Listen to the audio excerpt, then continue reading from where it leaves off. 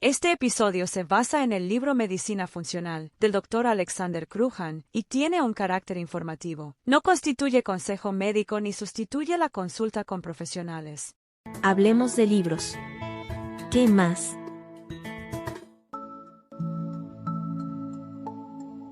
Bienvenidos, bienvenidas a Hablemos de Libros, ¿qué más? Soy Hazel Fallas, periodista científica de datos, y hoy les saludo desde la Feria Internacional del Libro en Guadalajara. El episodio de hoy es uno muy especial. El autor que me acompaña no escribe ficción, nada que ver con eso. Más bien, sus libros reflejan un profundo conocimiento del cuerpo, la mente y el espíritu humanos, y cómo convergen en lo que denomina la medicina funcional. Es un honor tener aquí en este espacio al doctor Alexander Kruhan, médico especialista en medicina interna y en endocrinología, formado en el Hospital Jackson Memorial. Doctor, bienvenido a Hablemos de Libros, ¿qué más? Qué grato tenerlo por acá. Gracias, Hazel, te agradezco la oportunidad. Doctor, vamos a hablar de un libro suyo de reciente publicación que se llama Medicina Funcional, de paciente a protagonista. Y antes de que me cuente un poquito de estos conceptos, yo tengo una pregunta. ¿Cómo es que un doctor convencional, un médico convencional tradicional, se mete en estas ondas de la medicina funcional? ¿Cómo es que usted hizo ese cambio para tener una perspectiva más amplia de lo que es la medicina y la relación con los pacientes? Hazel, yo creo que te tengo que comentar desde el inicio de mi vida. O sea, nunca he querido ser otra cosa que no fuera médico. Y después de tener esa formación tradicional, fue terriblemente frustrante, terriblemente negativo el darme cuenta que en la medicina en general no curas, sino que controlas nada más. Y esto es una cosa muy desgastante para aquel profesional de la salud cuyo propósito de vida no se está visto cumplido, no había un sentido de vida, y eso me llevó realmente a un cuestionamiento muy importante. Lo que yo estaba viendo es que mis pacientes no evolucionaban satisfactoriamente, que progresivamente se iban deteriorando y eventualmente no nada más perdían su calidad de vida, sino que fallecían en condiciones terribles. Y eso me llevó a una confrontación de pensar en dejar la medicina. Así de radical, de hecho, busqué otras opciones, pero pues la medicina es muy poderosa. Sí, y es muy fuerte, o sea, y una vez que tienes la oportunidad de ser médico, es muy difícil dedicarte a otra cosa. Entonces, en lugar de buscar una alternativa completamente diferente, lo que busqué fue una alternativa dentro de la medicina, y esto me llevó a estos nuevos caminos que son medicina funcional y medicina de estilo de vida. A través de esto me di cuenta de muchas cosas, entre otras cosas de mi profunda ignorancia, porque una gran cantidad de cosas que yo asumía y que yo pensaba como verdaderas, empecé a entender que no tenía nada que ver con esa realidad, sino que había un fondo mucho más, vamos a decir, integral, donde había realmente mucho más elementos que yo debía de tomar en cuenta para comprender auténticamente lo que estaba pasando con mis pacientes. Y esto me regresó no nada más una capacidad, vamos a decir, desde un punto de vista de diagnóstico y de tratamiento, sino me regresó la pasión por la medicina. Entonces ese fue el motivo por el que hace ya casi 20 años, porque fue a finales de 2007, que empiezo este camino a donde estoy en este momento. Qué interesante esa historia, doctor, y claro, qué bueno que usted desde dentro de la medicina, desde dentro de esa pasión a la que no renunció, encontró una oportunidad también de mejorar su comprensión y de ayudar también a sus pacientes. Y ahora sí, yo quiero preguntarle, ¿cómo definimos medicina funcional? Como decimos en mi país, Costa Rica, ¿con qué se come eso, doctor?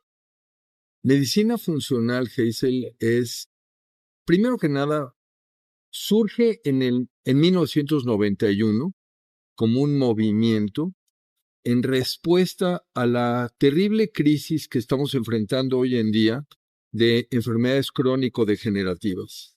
Ha habido un cambio profundo en el sentido de que los problemas de salud para los que nuestro sistema, vamos a decir, de atención médica, el que hoy conocemos, Sí, el que se fundamenta en medicamentos, en fármacos, apareció.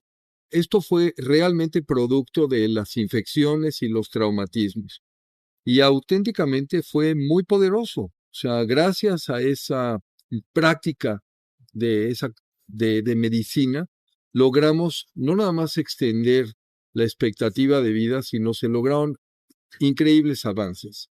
Sin embargo, lo que ocurrió es que hubo una transición de estas enfermedades agudas a enfermedades crónico-degenerativas. claro. Y hoy lo que estamos viendo, lo que estamos enfrentando y todos los sistemas de salud en el mundo son situaciones como diabetes, obesidad, arteriosclerosis, cáncer, enfermedades autoinmunes, demencias, artritis, etcétera. Y resulta que ese sistema de salud con el que crecimos, pues no nada más no ha sido efectivo, sino que a todas luces está siendo ineficiente, o sea, y había que buscar una opción distinta.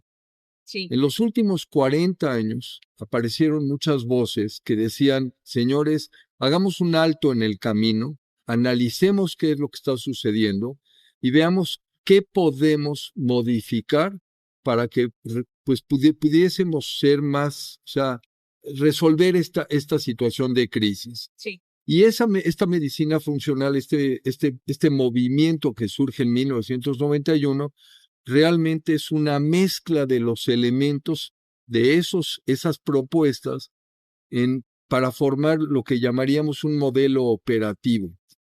Esto significa que para poder tener este efecto, había que diseñar una metodología que fuese reproducible por los profesionales de la salud, pero que tampoco, digamos, desatendiera a los demás participantes en la industria de la salud. Y eso es la medicina funcional. La medicina funcional es como una guía, un proceso donde conectas directamente con el paciente, vuelves a fortalecer la relación médico-paciente. En lugar de centrarte en la enfermedad, te vas a centrar ahora en la persona. Tienes que reconocer además que cada uno somos irrepetibles. Hay una unicidad genética, una unicidad bioquímica, pero sobre todo tienes que entender que en lugar de concentrar tu atención en diagnósticos, que eso es generalmente lo que hacemos en medicina, sí, ahora vamos a hablar de procesos biológicos, comprendiendo cómo funciona el organismo y siempre preguntándote por qué. En el momento que tienes un diagnóstico, ahí no termina el proceso, ahí apenas inicia, porque es entonces que tienes que analizar y decir, ¿y de dónde viene esto? ¿Cuál es la raíz? ¿Cuál es el fondo? Porque solamente en la medida en la que tengas esta comprensión del origen primario de las cosas es que tendrás una oportunidad de resolver y de curar. Entonces, es la medicina que no quiere controlar, sino que quiere curar. que no me va a dar una pastilla para todos los males que tengo, sino que va a ahondar más bien, y también puede ser en causas de repente psicológicas o qué sé yo. Totalmente, porque hay una metodología que incluye también los factores emocionales, Sí, espirituales, psicológicos, que participan en la generación en el tema de enfermedad. Y velo de una manera muy importante. sí. Generalmente pensamos que salud equivale a ausencia de enfermedad. Y eso no es cierto. La realidad es que salud equivale a funcionar al máximo de tus capacidades en todos los ámbitos de la vida. Me está cambiando el paradigma ahorita, doctor. Entonces, voy a pensar diferente a partir de ahora. Pero te voy a decir por qué, Hazel. Porque pensamos en salud simplemente como tratar de resolver un problema. Exacto. Pero, ¿y qué pasa si yo te digo, esta es la medicina que crea salud? Ujú. Entonces, ya no es qué voy a hacer para tratar de eliminar algo que ya existe, sino al contrario, ¿qué pasa si buscamos las mejores versiones de cada una de las personas con las que interactuamos? Esa es la medicina funcional. Wow, eso es muy rompedor, rompe un paradigma al que hemos estado acostumbrados desde hace muchísimas décadas, de verdad. Por supuesto, porque además vas en contra de los intereses de muchos participantes de la industria. Claro, O sea, si tú me preguntas, a ver, ¿a la industria farmacéutica le conviene que estemos sanos? No, por supuesto que no. ¿A la industria hospitalaria le conviene que estemos sanos? Claro que no.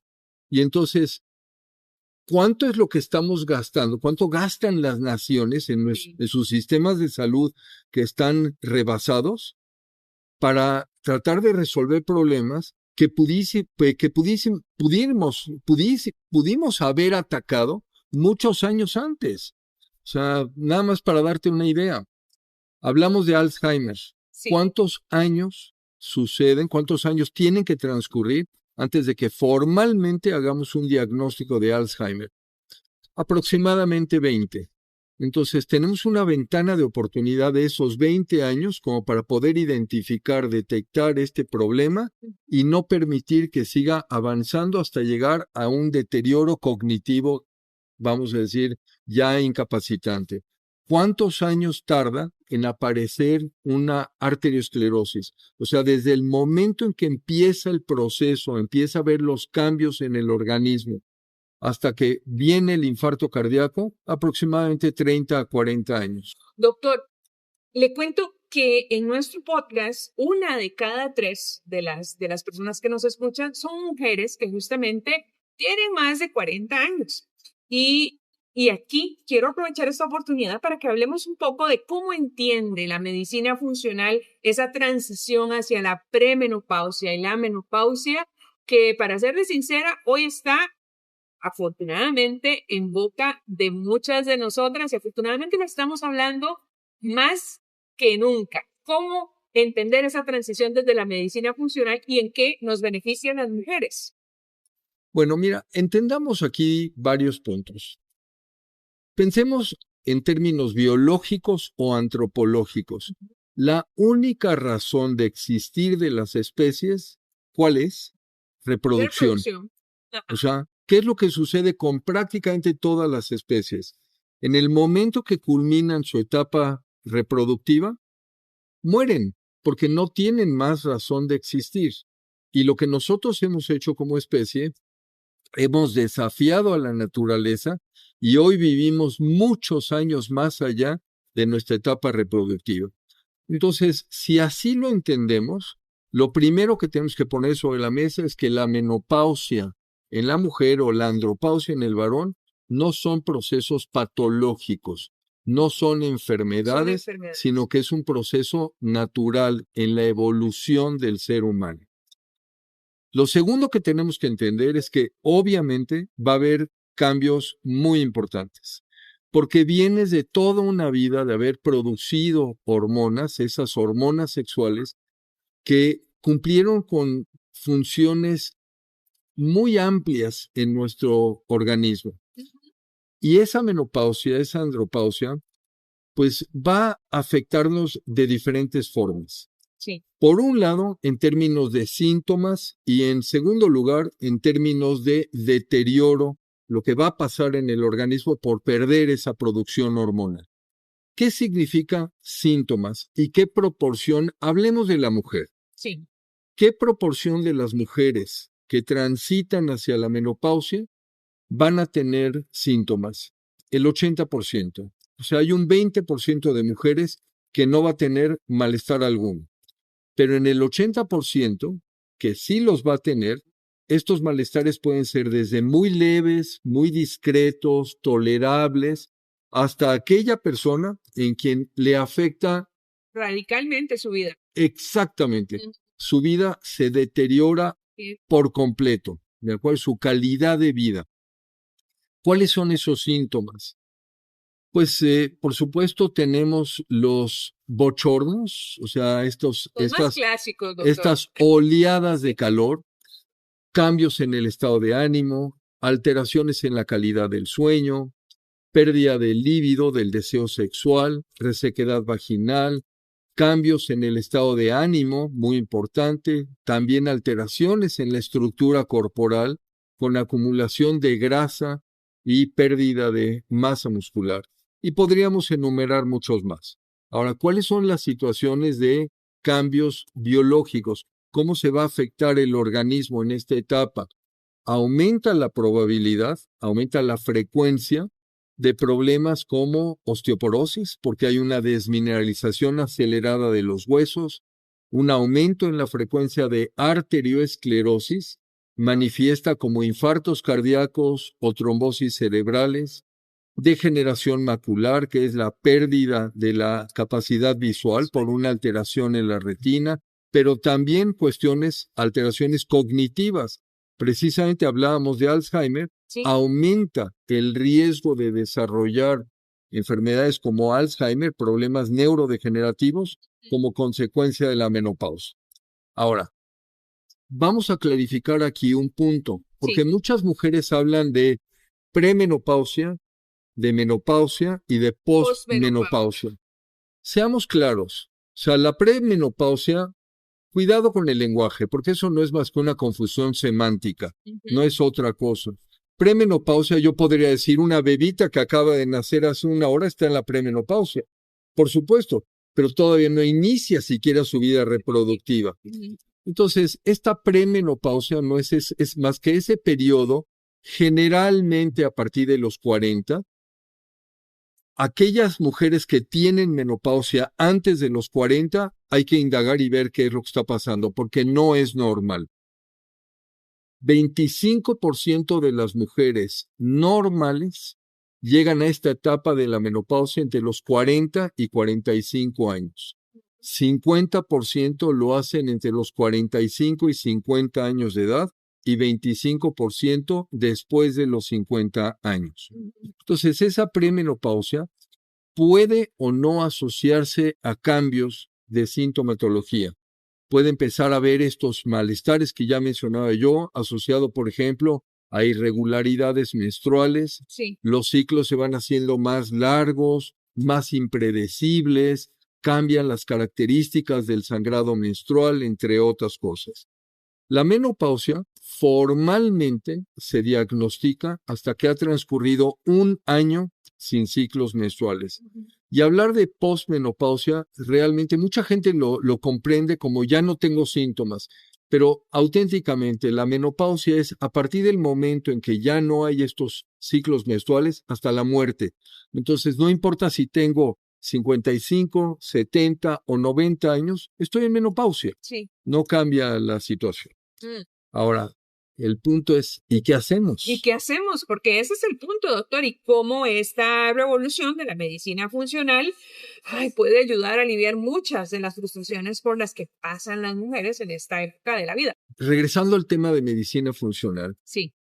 Un error muy importante en la medicina convencional, la medicina alópata farmacológica, es fragmentar al individuo. Y cuando te digo fragmentar al individuo, quiere decir nada más nos vamos a concentrar en un órgano, en un sistema, y no vamos a conectar cómo está funcionando todo el organismo, cómo se vincula todo el organismo entre sí. Entonces, si hablas de menopausia, esencialmente esto se ha traducido nada más en ¿damos o no damos un reemplazo hormonal? Y ahí queda la situación, sin entender que tus hormonas sexuales, primero que nada, el hecho de que los ovarios ya no estén funcionando o los testículos ya no estén funcionando, no significa que ya dejaste de producir hormonas. Seguimos produciendo hormonas sexuales en glándulas suprarrenales, las glándulas que están arriba de cada riñón, Sí. y de hecho producimos hormonas sexuales en muchas otras partes del cuerpo. Notoriamente, por ejemplo, la grasa corporal. Nuestra grasa produce hormonas sexuales. Entonces esa grasita no es tan mala, no tenemos que despreciarla tanto, doctor. A ver, Hazel, sí y no, y te voy a decir por qué. Una mujer, hablemos de la mujer, una mujer que tiene exceso de peso tendrá mayor concentración de estrógenos circulando, de hormonas sexuales femeninas, que una mujer que es esbelta, es delgada. ¿Cuál es el problema? Tiene mayor propensión a desarrollar cánceres hormonodependientes por exceso de estrógenos. Entonces, cáncer de mama, cáncer de ovario, cáncer de endometrio. En el varón, el cáncer de próstata. El cáncer de próstata en el hombre es el equivalente al cáncer de mama en la mujer. El origen de ese cáncer de próstata en el varón son hormonas sexuales femeninas, no hormonas sexuales masculinas. Entonces, el punto es, seguimos produciendo hormonas sexuales aunque los ovarios y los testículos ya no estén trabajando. ¿De acuerdo? Sí, de acuerdo. Necesitamos esas hormonas para cumplir con muchas funciones. Y esto nos lleva a un tema muy interesante porque muchas mujeres te van a preguntar y te van a decir, oye, ¿y qué pasa con los fitoestrógenos?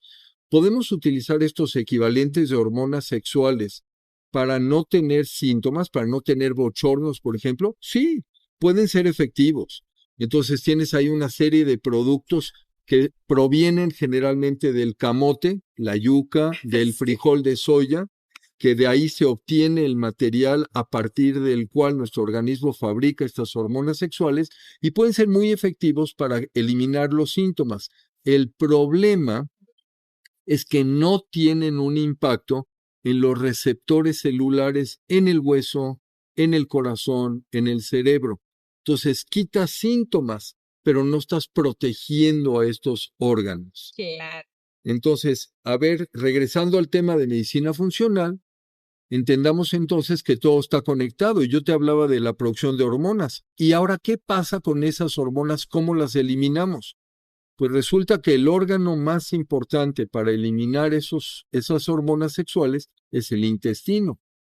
Entonces, si no tienes salud intestinal y yo te doy un reemplazo hormonal, no nada más no te estoy beneficiando, seguramente estaré contribuyendo a que generes efectos negativos como aumento de peso, retención de líquido, dolores de cabeza y puedes tener estos cánceres dependientes de hormonas que ya mencionaba yo hace un momento.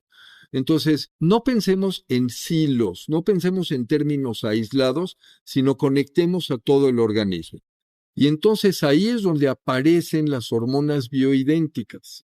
Entonces, en contraposición, una hormona sintética es la que se fabrica en el laboratorio con una estructura química que nuestro organismo no reconoce como propia. Una hormona bioidéntica es la que se fabrica a partir de los productos que existen en la naturaleza. Precisamente el camote o el frijol de soya, a partir de los cuales se obtiene este elemento químico que se llama diosgenina, y de la diosgenina se fabrican las hormonas sexuales que son iguales a las que nuestro organismo naturalmente produce. ¿Cuál fue el conflicto ahí con la industria farmacéutica? Que la industria farmacéutica no puede patentar algo que proviene de la naturaleza. Y entonces, para poder lucrar con esto, tenían que modificar la molécula. Y eso significa, tenían que agregarle algo o quitarle algo. Y entonces, en lugar de hablar, por ejemplo, de estradiol, que es la hormona sexual femenina, vamos a decir, natural por excelencia, la industria produjo valerianato de estradiol, etilsuccinato de estradiol, estradiol hemihidratado, etcétera, cambios químicos. Pero esto lo que hizo es que nuestro organismo ya no reconociera estos elementos químicos y entonces no los procesa de la misma manera y sí pueden ejercer efectos negativos. Doctor, ¿cómo salimos de este berenjenal? Porque al final del día lo que debería de importar es algo que usted decía muy claramente, la salud, ¿no? Y entenderla como un proceso integral. ¿Cómo salimos de esto? ¿Cómo salimos de esto? Salimos de esto con educación. Salimos de esto empoderando a la gente a que que tome sus decisiones, las decisiones correctas. Yo lo que diría es que a través de la educación, a través de ejercicios como esto que tú estás haciendo en este momento, estás comunicando, estás transmitiendo información a las personas que les va a dar la capacidad de involucrarse, de investigar, de tomar decisiones. Porque al final, ¿de quién es el cuerpo? O sea, a mí me pueden decir que los lineamientos aceptados son A, B o C, pero el cuerpo es mío. Sí es. Soy yo quien debe de tomar esas decisiones respecto a qué es lo que pasa con mi cuerpo.